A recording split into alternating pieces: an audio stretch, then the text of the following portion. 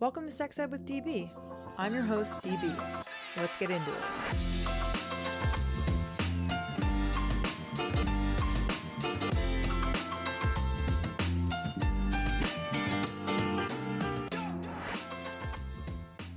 Welcome back to the podcast. If you love and support the work that we do, head to www.sexedwithdb.com and buy some of our hot new merch. Follow us on Instagram at sexedwithdbpodcast. And if you want to advertise with us, shoot us an email at sexedwithdb@gmail.com. Today, I get to speak about reproductive health and the economy with one of my favorite Columbia professors, Andrea Flynn. Andrea is a senior fellow at the Insight Center in Oakland. Prior to joining the Insight Center, she spent 8 years at the Roosevelt Institute, where she was most recently the Director of Health Equity. She is the co-author of The Hidden Rules of Race, and she teaches courses on reproductive and sexual health, public policy, and economic inequality at my alma mater, the Mailman School of Public Health at Columbia University. You can follow Andrea on Twitter, at Andrea Flynn. Listen up for Andrea.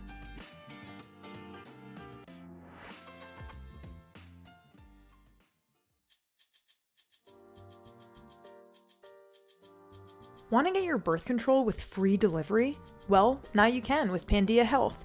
Pandia Health makes our lives easier by bringing you birth control wherever you have internet and a mailbox. If you have a prescription, you can move it to their pharmacy and get your birth control delivered. If you don't have one, you can have their expert birth control doctors write you one. Find out more at pandiahealth.com. That's PANDIA health.com and use code SEXEDFREE to get a free telemedicine appointment for the first 50 people who sign up. Follow them on Instagram at Pandia Health. Offer only valid in Arizona, California, Florida, Texas, and Wyoming. I bet you baked all the bread and binged all the TV shows during quarantine. But have you created an exact copy of your genitals? Yeah, I didn't think so. Meet Clone-A-Willy. Clone-A-Willy and Clone-A-Pussy are DIY molding kits that allow anyone to make an exact replica of a penis or vulva at home into a high-quality sex toy or memento. Check them out at www.cloneawilly.com and use promo code SEXED20 for 20% off your purchase. Follow them on Instagram at Clone-A-Willy-Kit. Sex Ed with DB is supported by Emojibator. Emojibator believes in humor and education to promote a society that celebrates pleasure. Their fun and affordable collection of vibrators is inspired by the sexiest of emojis. That means eggplants, chili peppers, bananas, and pickles. Oh my! They even have a line of adorable animal toys like a kitty cat, chickie, and whale that do a whole bunch of naughty things. Find all of their body-safe toys for pleasure at emojibator.com and use code SEXEDWITHDB for 25% off your purchase. Good morning, Andrea. Welcome to the podcast. How are you doing today? Hey, good morning. Thanks so much for having me. I am so glad to have you on. This has been a dream of mine ever since I took your first class at Columbia, and we manifested it. I'm very excited. I'm excited too. Thanks again for the invitation. Of course. Let's get started by you sharing your name, your pronouns, and a little bit about what you do. Great. So my name's Andrea Flynn. I use she and her pronouns. I spent about 8 years as a fellow at the Roosevelt Institute, where I researched and wrote about the intersections of economic inequality and race and gender. Incredible. And what is your background? Like, how did you come to this work? And do you have like an aha moment of like why you're so passionate about repro health and justice? It's a good question. My path to where I am now was a bit wobbly. It was definitely not straight. I've always been very focused on sexual and reproductive health and rights. I think I got hooked in my first women's studies class, international feminisms in college, my first semester of college, became a women's studies major, and, just felt like that was my calling. And when I graduated from my undergraduate program, I wasn't sure if I wanted to do journalism, which was my other major, or women's studies. And I decided to sort of go the gender route and ended up, after a long series of internships I ended up at the Kennedy School at Harvard, where I ended up working in philanthropy. And then I spent about 6 years working with women philanthropists who were donating their money to women's foundations around the world. And so that was a really, really amazing learning experience. And I really got a sense of how philanthropy works, how money moves, how money, sort of the role of philanthropy in policymaking in the nonprofit world, both domestically and internationally. And that was, and remains a very, very valuable experience. I always tell my students, fundraising might not be what you want to do, but if you're not looking to go into the private sector, those are skills that will always be super useful to you. And I decided, as much as I loved philanthropy and development work, that it felt a little far away from the hands-on work. And I went back to graduate school. I went to Columbia and did a joint MPA, MPH. And then after that, found my way to the Roosevelt Institute, where I spent a long time doing lots of different research related to racial inequality, gender inequality, the links between sexual and reproductive health and economic stability. So, my path is a little windy, but here we are. I think that's so valuable to hear because we do have a lot of listeners who are interested in sexual and reproductive health who kind of like message us and DM us on Insta and are just like, how did you do this? Like, there isn't really like a clear sexual and reproductive health path, like for people who, classically want to become like doctors or lawyers or musicians. Like there are very clear paths for certain people. And I feel like for this field, there are so many ins and like ways to access, like helping people and doing the work that you want to do. So this is very refreshing to hear that your path is different. Yeah, and I guess the other thing I'll say for folks who are, have questions about like how to get into this space that you're most passionate about, that, sometimes these fields are small and they can feel hard to break into, and there's like only so many policy orgs that are working on this issue and only, so many foundations. One of the best things I did was join a board. Early in my career, I joined the board of the Third Wave Foundation, and I was on that board for a really long time.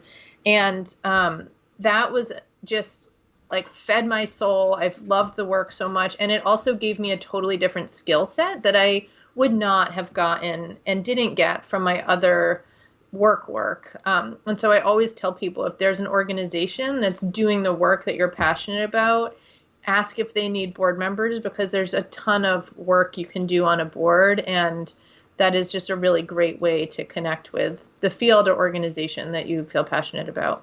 That is fantastic advice. After this conversation, I'm going to look into that because I think it's a good way to stay connected and just like feel grounded in like what you want to be doing, which is awesome.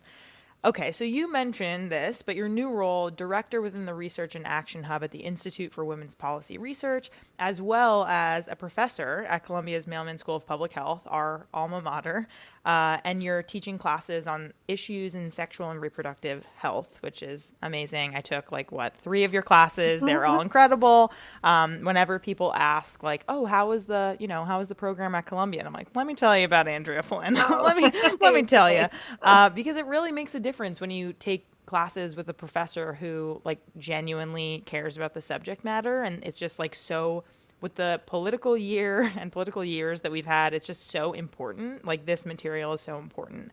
I would love to also know, though, what your current job entails and what is your research really focused on? Yeah, so my current role is really building out a hub that will connect researchers with advocates. And the idea really is that it will create a more symbiotic relationship between the people who are doing the work on the ground, moving ideas to action, and the people who are doing the research, really making the case for certain policies, be it paid family leave or better investments in a childcare infrastructure. Oftentimes those two spaces are not totally connected. And so you'll have researchers doing amazing work on the one hand, and you have advocates doing amazing sort of grassroots power building work on the other hand, really pushing for different ideas and policies. And the idea is really to better connect those two spheres so that we can move research to action more quickly. And also so that the research really reflects the values, ideas, language, what resonates with folks on the ground. And I do think in the field of gender equity, those relationships are better than in other fields, but I think the idea for the hub is to really strengthen those relationships, and to have a place that can sort of develop a national research agenda on women and the economy, which has really never been more important than it is today, and help connect researchers and research institutions that are really doing amazing work, but might be doing it in silos and not connected with each other. So we want to create opportunities to first develop that research agenda, to help fund that agenda, and then also to make sure that researchers and institutions can really leverage one another's work. And so that's what we're in the process of building right now. It's a new enterprise at a very established institution. IWPR has been around for a very long time and really is one of the leading think tanks doing work on gender and economic inequality. So it's a really exciting place to be. And, it would have been exciting a year ago pre-COVID. And in this moment, given what we know and are seeing about the gender dimensions of the economic crisis, feels particularly important. So I'm very excited about the new role. Yeah, amazing. We will definitely get into the COVID related material, but first I just want to say, I think it's so true what you're saying about researchers' work being so siloed. And that was one of my main kind of critiques or things that would keep coming up for me while we were studying these topics at Columbia was we would read a research paper and then we would say, okay, well, what does this mean? Let's break this down and translate this. And then we'd be let's close the book on it. And I'd be wait a minute, where is the connection you're talking about to what we need to be doing on the ground? And there were a couple of advocacy classes that I found really important, but I did find that missing in my experience. So I'm really glad that does exist and that you are someone who is leading it, especially right now, as you mentioned, with COVID and everything that's going on with the economy not being in women's and especially women of color's favor, essentially. Totally. And speaking of that, so when I was your student at Columbia, I was super fascinated personally to learn about the connection between reproductive health and economic outcomes for people, really based on, their healthcare access and their quality. And I'm wondering if you can talk about reproductive health and how that and economic security are so fully linked. Yeah, I think this is such an important topic. And, oftentimes, particularly in political or policy conversations, we talk about reproductive health and economic security as two distinct topics. Repro is sort of often peripheral to those other conversations. And even when we're talking about economic security with a gender lens, which often brings up paid family leave or childcare, and I would actually argue that that's too limited, that there's actually a much broader range of economic issues that deeply impact gender and racial inequality. But repro is just often sort of off to the side and not included in that conversation. And that's really doesn't reflect how women say they experience their reproductive health and, their reproductive lives, which are deeply connected to their economic security and mobility. So, I always first say to people, there's some great research done over the last decade that really reflects that women say having the ability to control and plan the timing and size of their family allows them to finish their education, maintain their career, advance their career, take care of the children they already have, keep their job, right? There are all these ways that having the ability to care for our bodies the way that we think is best allows us to be successful in other parts of our life. So, just from that sort of anecdote, that sort of personal story perspective, we know that reproductive health access is really central to women's economic well-being. And I think there's so much other important research that sort of confirms that. The Turnaway study has been doing amazing research over the past few years. And I think you had Turnaway folks on the podcast. We did. She was our first episode this season. So, they're doing amazing work. And, what that work has really showed and confirmed is that reproductive health and economic well-being are two sides of the same coin. We know that women with lower incomes, with less wealth, particularly women of color, have a harder time accessing reproductive health care, particularly abortion, and that when they are not able to access those services when they want to, it sort of fuels this a sort of fast cycle of economic insecurity. And so, I think that research shows us how being economically insecure, not having steady income, not having access to personal wealth, not having access to public supports that women in most other countries have access to, puts you, at a greater risk of needing these services and not being able to access them. And then when you can't access them, it just exacerbates the economic conditions you're already experiencing. So I really think, I always say we cannot have conversations about raising the wage, improving benefits, making job opportunities better if we're not also going to talk about making sure all women have bodily autonomy, because all of those advancements will be muted and will be unsuccessful if women, all people, not just women, if people do not have the ability to make decisions about their bodies. Absolutely. And my next question is specifically about, you kind of mentioned how women of color and low income women and we'll also, talk about LGBTQ folks as well, because we see that there's research there with lack of access and lack of opportunity too. But you were one of the authors of The Hidden Rules of Race, Barriers to an Inclusive Economy. So I would love for you to give us kind of a short history lesson about these hidden rules and how, racism, classism, sexism are all so incredibly intertwined to create intentionally certain outcomes for folks in the U.S. when it comes to their reproductive health and rights.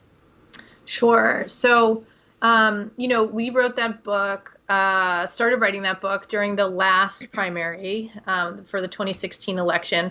And the reason we wrote that was because we saw that there was a robust conversation happening in progressive spaces about the importance of progressive economic policy. Hugely, hugely important.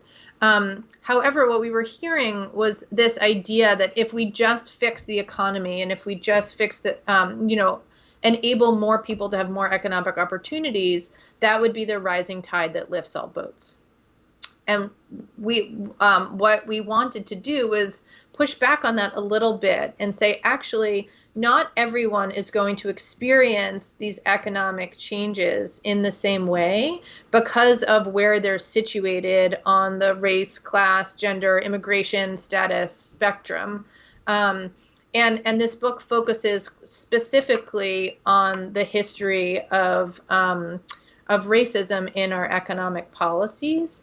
And what we really wanted to do was show that history still has a huge impact on present day opportunities. And so we really literally drew a line from slavery and Jim Crow policies to the present day to show how we've never really had a true reckoning with the root of those policies in our history. We've changed the policies, the language has changed, how we talk about them has changed. But in many ways, we have just created new policies that have reinforced old outcomes. So I'll give you one example. In the book, we talk a lot about labor market, job opportunities, income, differences in income. And we talk about how, the New Deal was this incredible moment in history. We're talking a lot about the New Deal now and how we are in this New Deal, another New Deal moment. the New Deal really came into being at a very similar time in history. It was created to address the pain of the Great Depression, and it was like one of the greatest mobilizations of public resources we've ever seen. The government was really mobilized to create jobs, create secure jobs, invest in infrastructure all over the country. But it also came at a time of real when racism in our policies and our society was very real. Jim Crow policies were in place to really replicate the conditions and outcomes of slavery. And so there were a number of things baked into the New Deal that basically created these exclusions that we're still living with today. And really the most concrete example of that is that domestic workers and agricultural workers were locked out of the benefits of the New Deal. That was sort of a clever way of excluding Black workers from the benefits of the New Deal. Policymakers at the time knew that they couldn't just say Black workers shouldn't have access to these programs. But they did know that because of the legacy of slavery, the vast majority of workers in domestic work and in agricultural work were Black workers. And so they created these carve-outs for domestic work and agricultural work, which meant the majority of workers, the workers in those sectors, did not have access to the incredible benefits of the New Deal.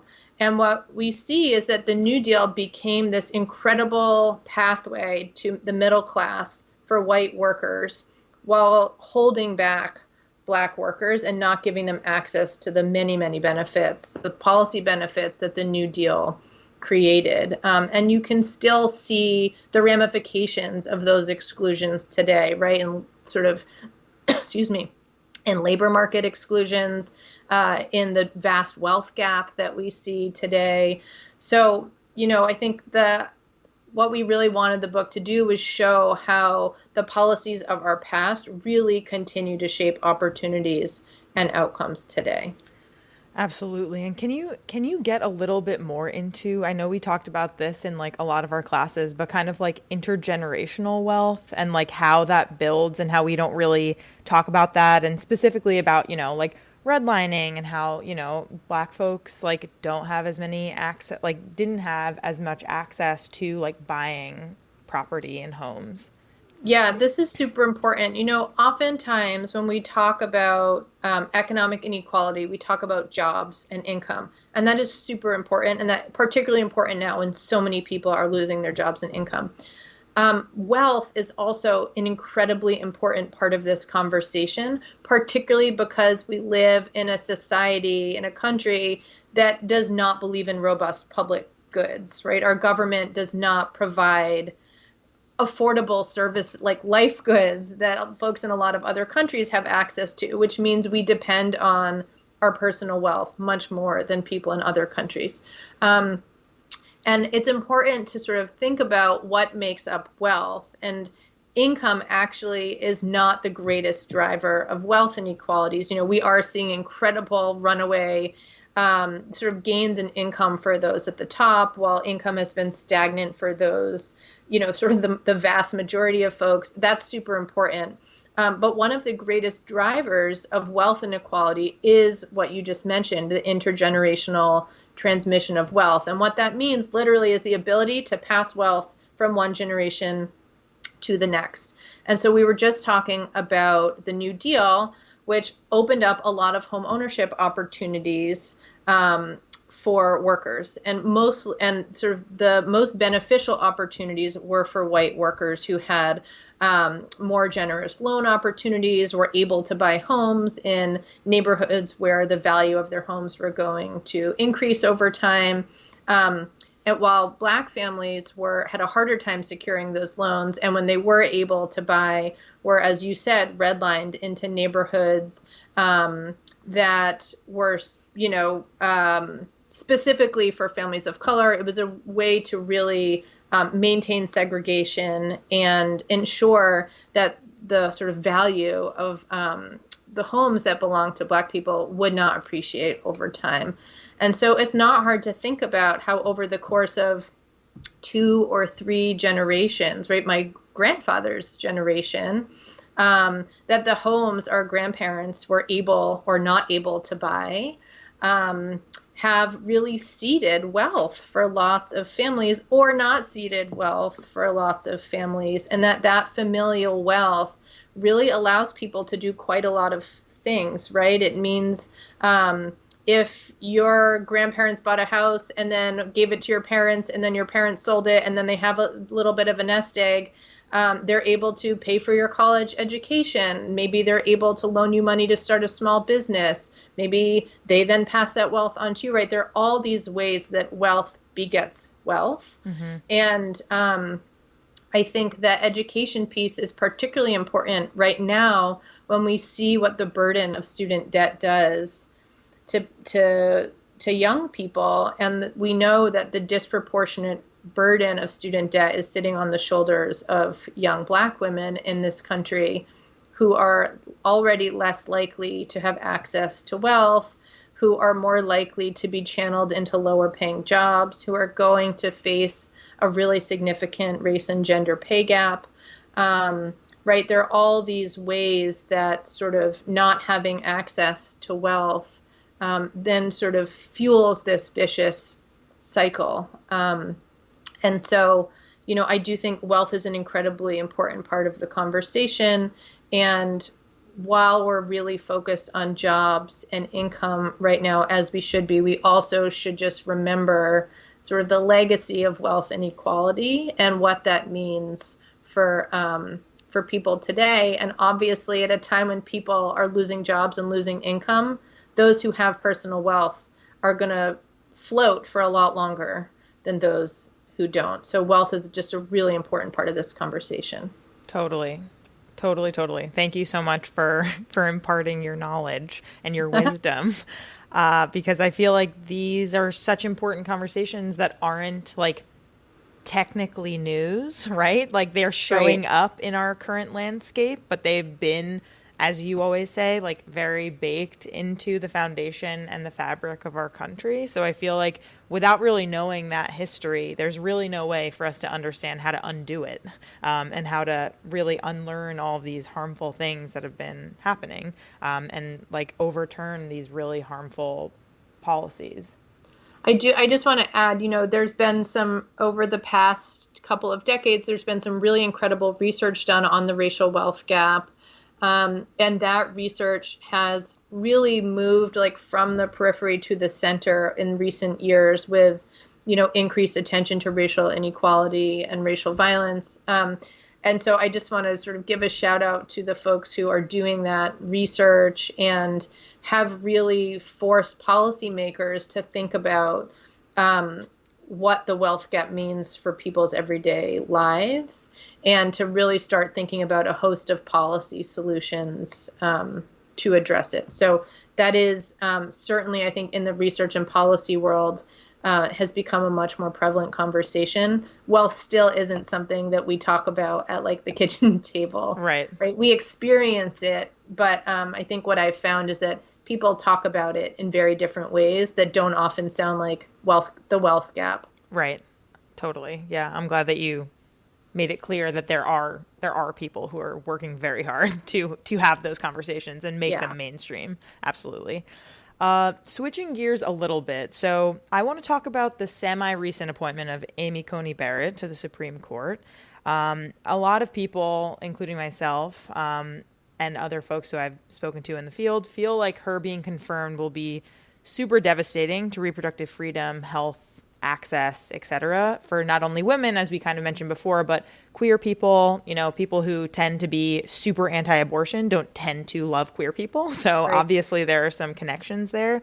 Can you just talk a little bit about the fear that folks have about Roe v. Wade being overturned and how abortion access can be curtailed even if it isn't overturned outright?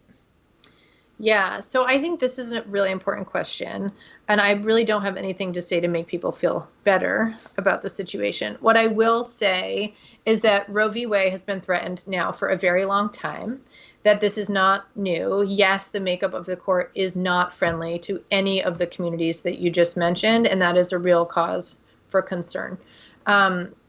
Also, states have been peeling back at Roe for a very long time. They have been successful at it in a lot of cases. And there are some cases where the court has, like in Whole Women's Health, really held up Roe and have protected, protected that decision. And so, I think that's important to note that when the big cases have come before the court most recently, they have stuck with precedent on Roe. And so that's significant and important. It does not mean that reproductive health and rights are not in jeopardy. They are. And, I think what we are likely to see in the coming months, and in some ways have already started to see, is that state lawmakers will likely try to pass, in many cases will be successful at passing, restrictive abortion policies, with the explicit goal of getting those policies before the Supreme Court, in the hope that the new court will take up a case that will pose a more significant or effective challenge to Roe. So that has been happening for a long time. Those efforts are likely to be accelerated given the new makeup of the court. And I think what this tells us, and what folks working in the field have known now for a long time, is that what happens at the state level is very important. The people who you vote for at every single level of government are incredibly important. And, at the same time that we've seen states pass really regressive repro laws, we've also seen states like Massachusetts and Colorado and California pass really progressive, inclusive policies. And so, in this moment when the Supreme Court does not have a makeup that favors, doesn't have our issues, back. Let's just say that. Right. Yes. That really being creative and advancing progressive policies, proactive policies at the state level will be more important than ever before. And I think that will be easier in some states than others, but we're really seeing incredible advocacy and activism in states where that's possible.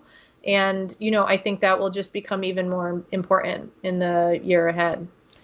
Yeah, I mean, thinking about that a little bit more deeply, I feel like it's challenging just to know that like the states that already have progressive policies towards women, towards queer people, will just continue to solidify those. And then it'll just take, with Biden being elected, but still, probably a very slow start to some of those things. There are a lot other emergencies that we're dealing with. And this is very much an emergency. But I think I guess my point is that it's a little scary to me that we're just becoming more and more solidified in our distinctions with conservative states versus, more progressive states.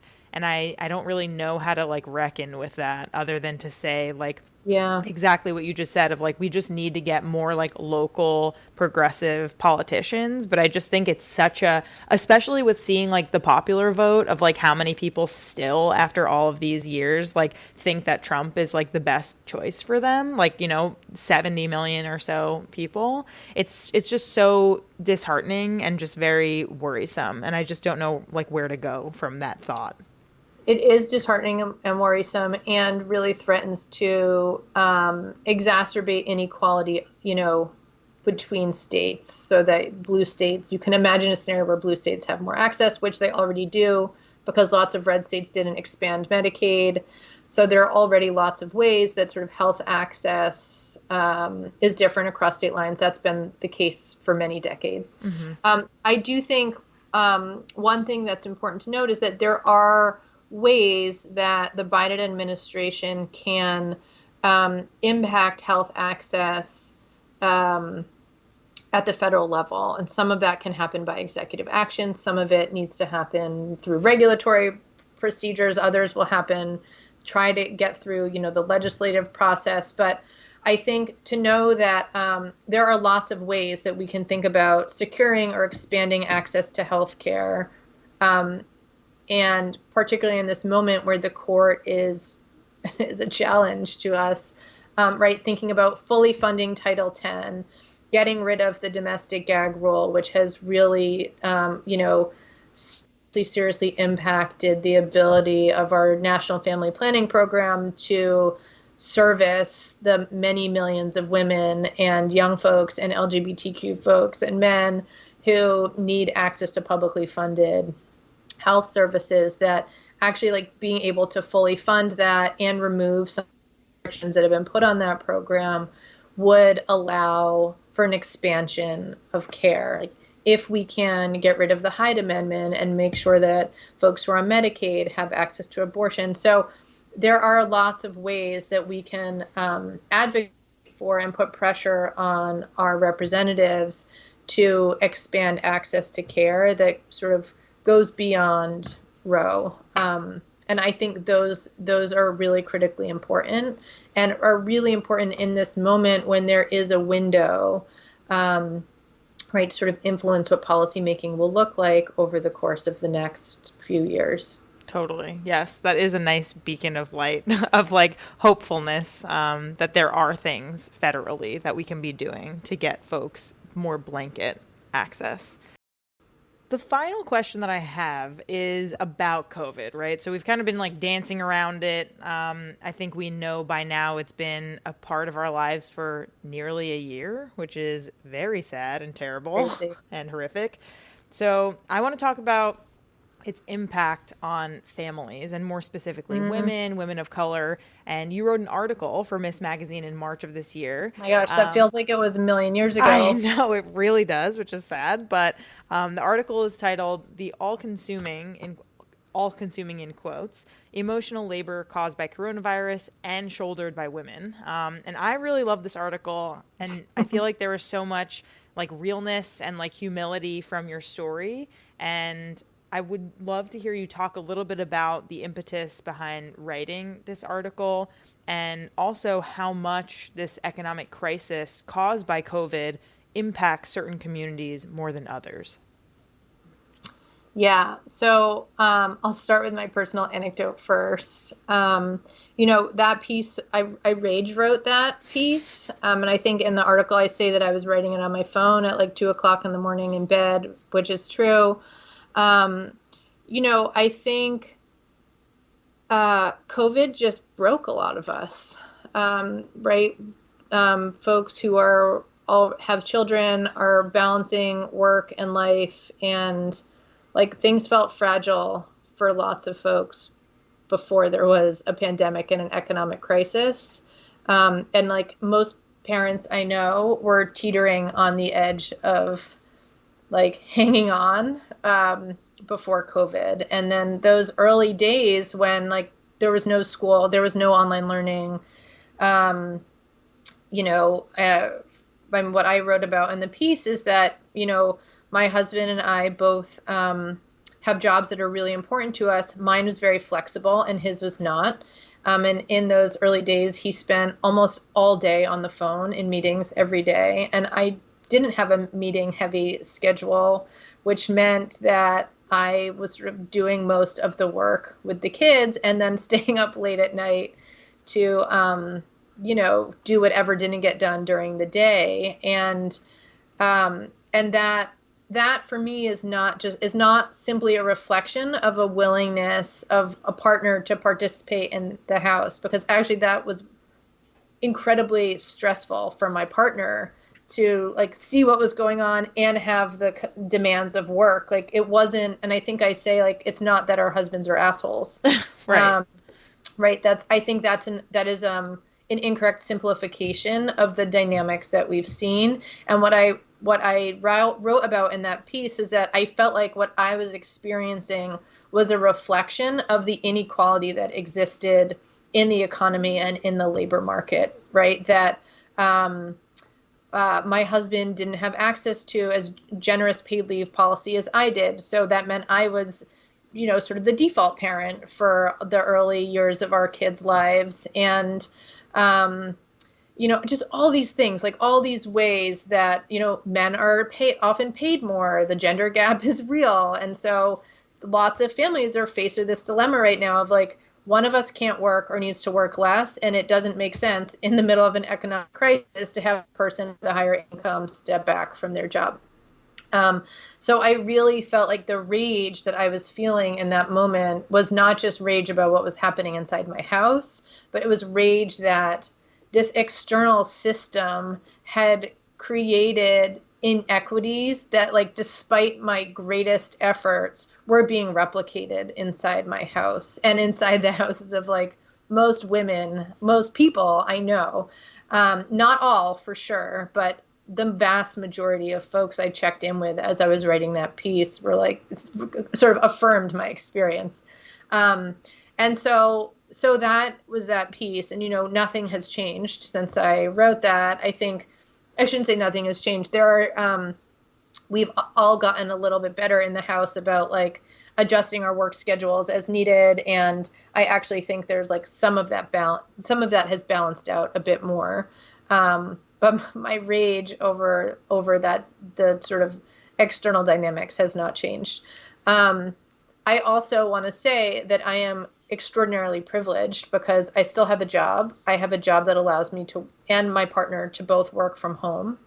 And so, I and other folks like me who are able to work from home are experiencing this moment in really challenging ways. And also, there are lots of folks who are experiencing this moment in even more challenging and detrimental ways. We now have an abundance of research to show us that the crisis has taken a very disproportionate toll on women who work in low-wage jobs. Those workers are predominantly women of color, Black and Latinx women, and also immigrant women. That folks who are working in low-wage sectors, those sectors were the hardest hit at the beginning of the pandemic. Those jobs are the jobs that are being slowest to come back. And so you have this dynamic where the pandemic closed work for lots of low-income jobs because of a whole host of historical and current policies and dynamics and practices. Women of color, women are channeled into those low-wage jobs. And that means that the economic crisis, really for the first time in history at IWPR, we call it a she-cession, that we're seeing a recession that has disproportionately impacted women. And, there's been a lot of focus on the continued high numbers of unemployment for women. And that's really important. What those unemployment numbers don't show is the number of women who have dropped out of the labor market altogether. So you are only captured in unemployment numbers if you are actively looking for work. If you are not looking for work, you are not counted in those unemployment numbers. And the data shows us that between August and September alone, 850,000 women dropped out of the labor market altogether. Wow. Meaning they are not working, they're not looking for work. And one of the primary reasons for that is that schools are not opening, daycare centers are not opening, many of them have closed, right? The lack of childcare, which was already a crisis before there was a crisis, the lack of childcare has made it literally impossible for women to work. And we know for low-income women, for women of color, for women who are single mothers and don't have anyone else to help them with childcare, that the lack of schools. Schools are important for lots of reasons. One of them is that they care for our children during the day. Schools are not open. Parents literally have nothing to do with them, and they need to stay home. So the childcare crisis has really just made the economic crisis so much worse for all women, but particularly for low-income women and women of color. And, I think what the pandemic has made so evident, which lots of folks already knew, but now, like, everyone knows, is that we cannot have a functioning, inclusive economy unless we have a robust childcare infrastructure. We just cannot do it. Women will not get back to work at the levels they were before without childcare infrastructure. And so we don't just need, like, a little bit of money in childcare. We need major public investments. And not, on so many levels, it's like we need money to keep childcare centers open that are on the brink of closing. Lots of them have already closed and they will not come back. And there was already a childcare shortage before COVID. So we need funding to keep the ones that are open, allow them to stay open through, throughout the public health restrictions, allow them to have money to meet public health requirements so that their young people and their workers are safe. And on the other side, we need to ensure that those workers are paid a living wage. Yes. The average wage of childcare workers in this country, I think, is $11 an hour. Right? So you have people who are literally doing the most important work of our economy, caring for our families so that people can work, putting themselves in danger to do that work and getting paid a wage that is not a living wage. And so we need to think about investing in childcare and in care work more broadly from multiple dimensions, right? Paying for giving money to small businesses and providers to let them survive in this moment, and then thinking about ways to improve the working conditions of the women, and predominantly women of color, who sort of keep that sector moving. Absolutely. Yes. Thank you so much for this incredibly enlightening and insightful interview. I am always so happy to speak to you and learn from you, and I'm just so appreciative. So thank you so much. Oh, it was really a pleasure. I'm so happy that we made it happen. Want to win a year's worth of free lube? Yeah, I'll bet you do. All you have to do is enter the secret code word into the Uberlube Google form on our Instagram linktree, and bam, you're entered to win that sweet year's worth of lube. I'll bet you want to know what that code word is right about now, don't you? Okay, fine, I'll tell you, but don't tell anyone. The secret code word is slippery. Enter that word into the Google form on our Instagram linktree and you'll be entered to win. Good luck! If you're someone in a long-distance relationship, quarantine can be especially difficult without your boo. What if you could have an exact replica of your partner's penis or vulva to use as a sex toy? Intrigued? Learn more at www.clone-A-Willy.com and use promo code SEXED20 for 20% off your purchase.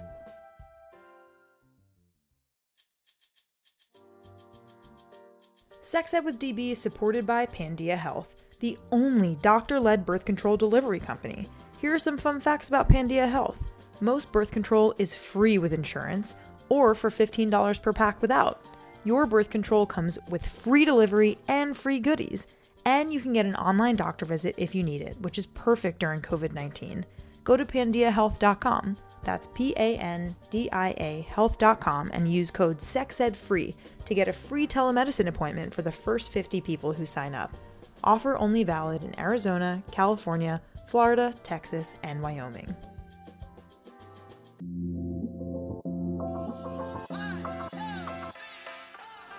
Our creator, co-producer, sound engineer, and host is me, Danielle Bezalel, aka DB. Our co-producer and communications lead is Cathren Cohen. Our main logo and banner graphic were created by Andrea Forgacs. Our social media intern is Leslie Lopez. Our music theme is by Hook Sounds. Our ad music is by my stepdad, Bill Gant. Thank you so much to our featured guests, partners, and our listeners. If you're interested in advertising with us, email us at sexedwithdb@gmail.com. For more sex ed content, follow us on Insta @sexedwithdbpodcast. Tune in next time.